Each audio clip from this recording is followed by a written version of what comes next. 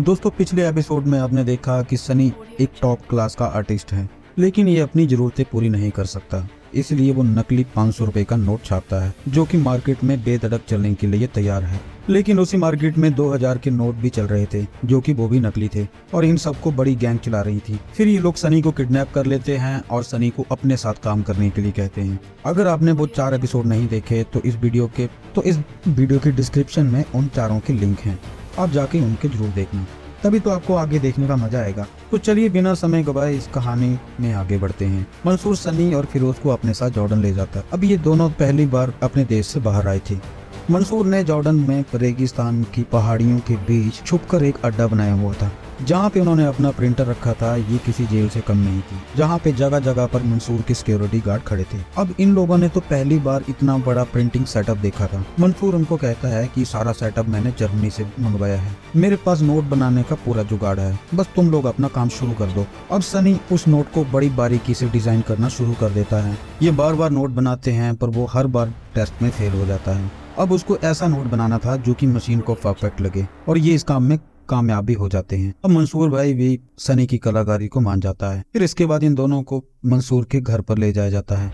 वहाँ पे मंसूर बिलाल और जीतू काका से मिलवाते हैं। यहाँ पे बिलाल भी पहचान नहीं पाता कि ये नोट असली है या नकली। नोटों की छपाई शुरू हो जाती है और इन नोटों की एंट्री बांग्लादेश के रास्ते भारत में होने वाली थी।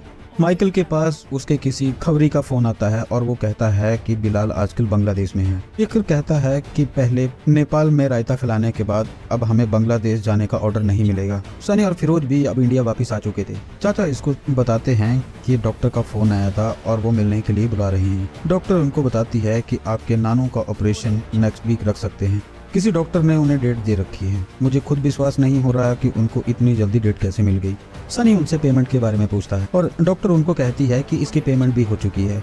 फिर उसके बाद सनी को मंसूर का कॉल आता है और वो सनी को कांग्रेचुलेशन कहता है, क्योंकि ये अपॉइंटमेंट तो मंसूर ने ही तो फिक्स करवाई थी, क्योंकि वो चाहता था कि सनी टेंशन फ्री होकर काम करे। उधर माइकल गहलोत को कॉल करता है और कहता है कि हमें बिलाल का पता लग गया है, हमें बस आपकी परमिशन चाहिए। गहलोत कहता है कि ऑफिशियली मैं कुछ नहीं कर सकता, तुम्हें जो करना है करो, बस मुझे इसके बीच में मत लग के आओ।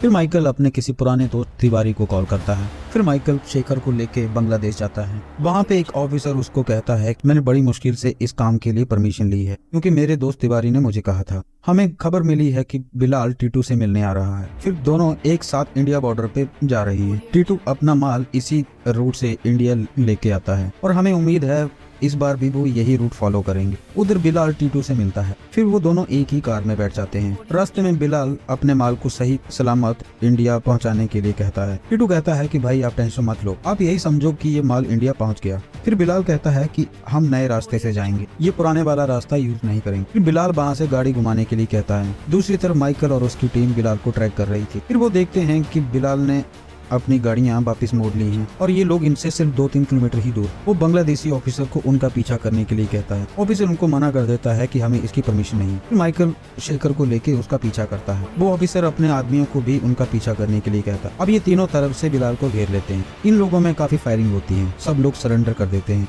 लेकिन बिलाल यहाँ से भाग चुका था। अब माइकल और पुलिस वाले बिलाल का पीछा करते हैं। शेखर बिलाल को पकड़ चुका था। उधर जॉर्डन में एक सायरा नाम की लेडी मंसूर से मिलने आती है। उसको पता चल चुका था कि बिलाल पकड़ा गया है। वो पूछती है कि तुम हाई कमान को क्या जवाब देने वाले हो और ये हमारे बिजनेस के साथ क्या चल रहा है। पहले नेपाल में हमला हुआ, उसके बाद धन रक्षक, अब तुम्हारा अपना आदमी पकड़ा गया है। मंसूर उसे कहता है कि आप परेशान क्यों हो रही हो, मैं सब ठीक कर दूंगा। अब इससे एक बात तो साफ हो चुकी थी कि मंसूर का भी कोई बॉस है। उधर माइकल बिलाल के पास जाता है, जाते ही उसके पाँव में गोली ठोक देता है और उससे पूछता है कि चलो बताओ 2000 के नोटों की क्या स्टोरी है। बिलाल उसको कुछ नहीं बताता है तो माइकल उसको कहता है कि जल्दी से बता दे, नहीं तो अगली गोली तेरे गोटे में डालूंगा। फिर बिलाल उसको अपने पर्स में से 2000 के नोट निकालने को कहता है।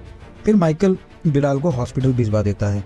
माइकल अपने ऑफिस में आके उन नोटों को मेगा को देता है। मेगा उसको कहती है कि मशीन तो क्या, मैं भी इन नोट्स में फर्क नहीं पता कर पा रही हूँ। माइकल मेगा को कहता है कि इन नोटों को इंडिया आने से पहले हमें मंसूर को रोकना पड़ेगा।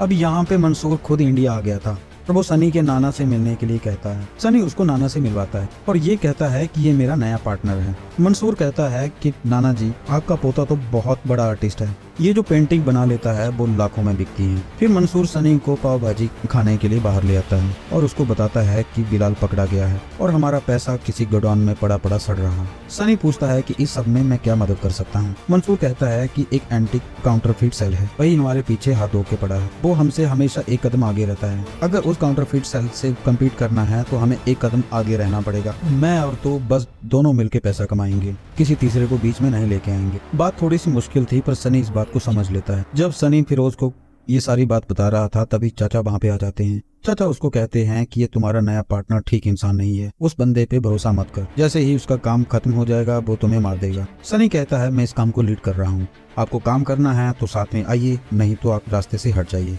चाचा कहता है कि ले बेटा, हट गए तेरे रास्ते से।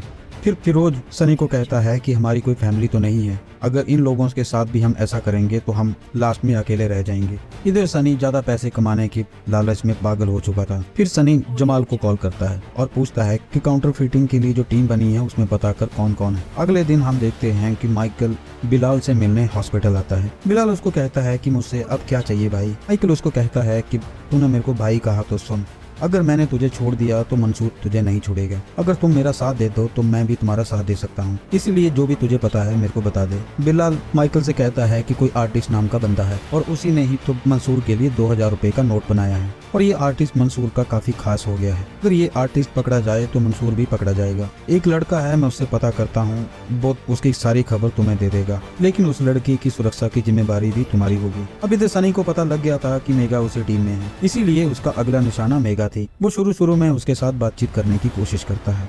इधर सनी थोड़ा हैंडसम तो था ही और मेगा को भी उसमें इंटरेस्ट आने लगा था। सनी उसको कहता है कि मैं कमोडिटी में काम करता हूँ और उसके साथ ही मेगा को एक कॉल आ जाता है। उसकी फ्रेंड उसको कहती है कि जो तूने नया फ्लैट देखने को कहा था उसका कोई जुगाड़ नहीं हुआ है। सनी उसको कहता है कि मेरा एक दोस्त है और वो यही काम करता है, मैं उसको पूछता हूँ तो मुझे अपना नंबर दे दो।